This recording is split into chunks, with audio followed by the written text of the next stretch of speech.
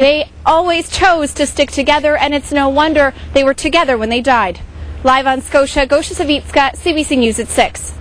Now, sadly, the fire tragedies tonight don't end there. In Sandy Bay First Nation, another fire last night, another fatality.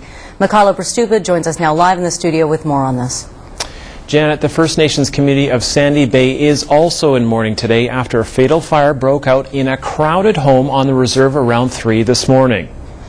Sandy Bay First Nation is about 90 kilometers northwest of Portage-la Prairie. The fire killed a 9-year-old girl. Her caregiver is in hospital tonight. The house was really crowded, with as many as 15 people living in it, according to police. Police have not released the names, but were told by community members that the 9-year-old girl had the last name Richard, and she was in the care of homeowner Michael Dumas. Dumas, ironically, is the head of the local firefighters. The firefighters on scene tried to save the little girl, but police say she was just trapped. Because of the house being fully engulfed in flames and the smoke itself, it was just unsafe to be able to get back into the house. Now, there have been a number of fires on reserves lately.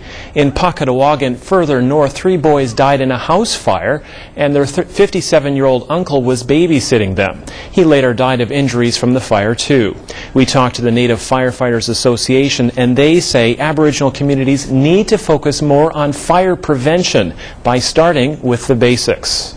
You know, a lot of the fires do happen late at night when everybody's sleeping, and having a working smoke alarm would, alert everybody for them to get out. A fire extinguisher, and of course, we always emphasize in the schools, it's a home escape plan.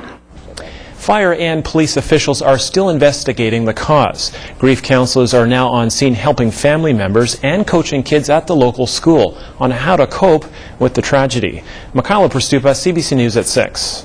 And there was yet another fire in Winnipeg last night.